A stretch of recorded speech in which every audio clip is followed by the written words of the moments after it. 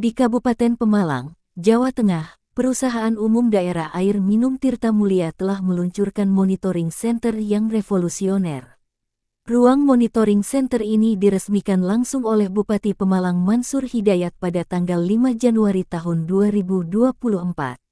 Bupati Pemalang sangat mengapresiasi terciptanya inovasi ini. Dalam rasa terima kasihnya, beliau menyampaikan penghargaan kepada direksi dan seluruh karyawan PDAM Tirta Mulia atas kreasi mereka dalam menciptakan monitoring center yang lengkap dan mampu memantau pendapatan, kerusakan jaringan, serta kondisi air. Tercatat bahwa ini adalah yang pertama di Provinsi Jawa Tengah dan berlokasi di Kabupaten Pemalang. Dengan adanya inovasi ini, Bupati berharap bahwa PDAM Tirta Mulia dapat meningkatkan kualitas layanan yang diberikan kepada masyarakat setempat. Direktur Utama PDAM Tirta Mulia, Slamet Effendi, menjelaskan bahwa ruang monitoring center itu diciptakan untuk meningkatkan pelayanan kepada masyarakat. Selain itu, Slamet Effendi juga menyampaikan bahwa ini adalah satu-satunya inovasi semacam ini di Jawa Tengah, dan bahwa PDAM Tirta Mulia akan terus mengembangkan inovasi tersebut dalam era digital saat ini. Water Monitoring Center ini dibangun sebagai pusat integrasi data yang akan mempermudah pelayanan kepada pelanggan PDAM Tirta Mulia. Slamet Effendi menjelaskan bahwa Water Monitoring Center ini akan digunakan untuk memantau aliran air, kebutuhan air, dan pelayanan kepada pelanggan.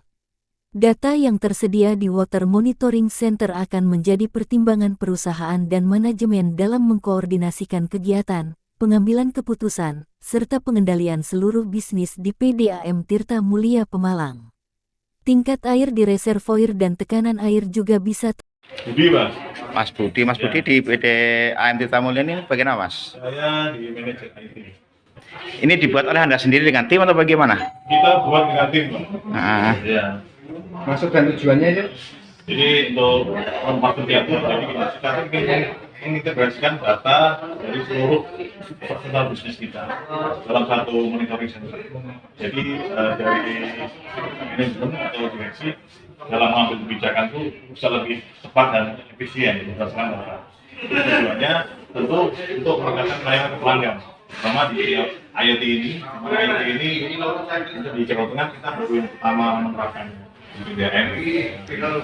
Jadi dari monitoring ini kita bisa tahu untuk tekanan air di jaringan distribusi utama sampai level air di air kita sudah berapa. Jadi dari data ini bisa diputuskan nanti untuk pelanggan itu mau seperti apa. Dan data ini real time. Ini membuat ini berapa habis anggarannya, Pak? Kalau untuk anggaran kurang lebih kita belum menginventarisir. Cuman yang jelas untuk pembuatan dari sistem semua ini karena kita buat dan kembangkan sendiri, ini lebih efektif dan lebih murah daripada kita beli yang sudah ada. Ada rencana dipatenkan nggak? Insya Allah ke depan pasti ada. Dipatenkan. Ya.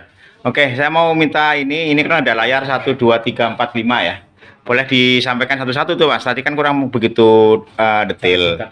Dari singkat aja itu yang ada tanda balonnya. Yang sebelah ini JIS kita. Di sini sistem informasi geografis perpipaan kita. Jadi untuk data perpipaan kita udah terdigitalisasi semua by sistem, terutama untuk titik-titik koordinat pelanggan juga kita sudah ada. Jadi dari JIS ini bisa kita gunakan ketika kita mau mengembangkan jaringan. Terus yang di bawahnya ini ada dashboard pengaduan. Jadi pengaduan ini semua pengaduan yang masuk melalui aplikasi Tirta maupun aplikasi yang maupun offline masuk dalam satu kanal ini. Jadi semua pengaduan dari pelanggan bisa kita monitoring dari dashboard ini.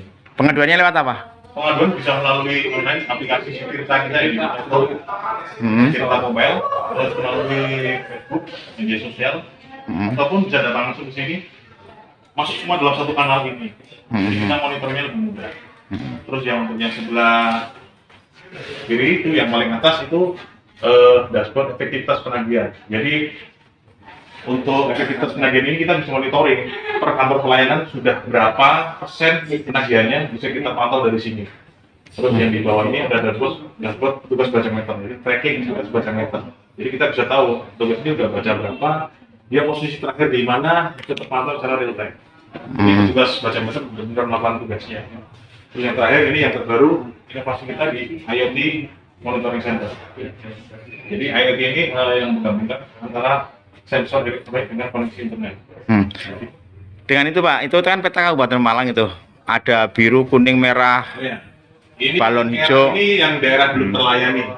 Hmm. Nah, yang warna-warna ini sesuai dengan keterangan di atas yang bisa melayani layanan PDAM. Itu mengapa pelayanan persentase level air supervisor di bawah rata-rata 40%? Ini kalau ini seharusnya jawab dari Radis ya, cuma saya baru jawab aja. Jadi kalau informasi dari Radis untuk reservoir ini sebenarnya kan hanya untuk lewat aja. Selalu dia langsung masuk ke pelanggan. Makanya nggak pernah selalu full. Tapi untuk barometernya level ini bisa kita jadi patokan. Jadi ketika level ini di bawah standar atau status di sini warning atau abnormal, pasti ada kebocoran. Itu pasti ada. Untuk menunjukkan warning levelnya berapa persentase? Untuk warning dia bisa di bawah 5%. Jadi ketinggian kurang lebih sekitar 10 cm lah.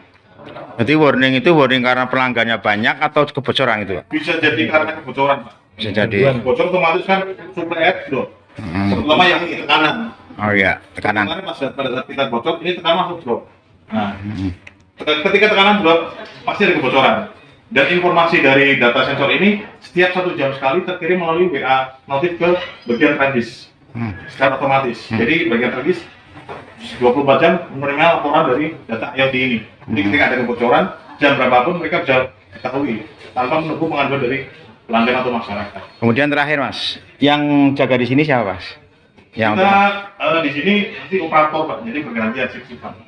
Terakhir harapannya Mas, ketika panjenengan menciptakan program ini, harapannya ke depan seperti apa untuk PDAM? Harapannya ke depan mungkin untuk PDAM bisa lebih meningkatkan pelayanan ke pelanggan Pak, terutama untuk penanganan gangguan pelayanan. Jadi ketika ada gangguan pelayanan kita bisa ketahui sejak dini, mengatasi ini. Jadi ketika kita sudah ketahui sejak dini, maka pelanggan tidak akan terganggu. Berarti ini peningkatan pelayanan digital ini hanya on demand Sulawesi Tengah. Untuk penerapan IoT ini baru PDAM Tahu. baru Malang. Berapa malam?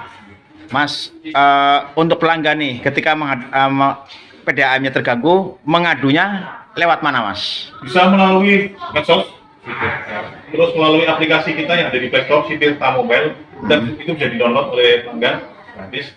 Si Tirta Mobile. Ya, di si Tirta Mobile itu ada beberapa fitur, Pak. Jadi pelanggan bisa cek tagihan rekening air, bisa melakukan pengaduan langsung, terus bisa juga melihat informasi kebocoran, apakah ada kebocoran enggak informasi air, dan juga bisa melakukan transaksi bayaran di aplikasi Tirta Mobile. Oke. Tiga. Mudah-mudahan dengan adanya inovasi dari kami dapat meningkatkan pelayanan ke pelanggan sehingga pelanggan bisa lebih puas dengan layanan PDAM dalam satu tahun. Oke.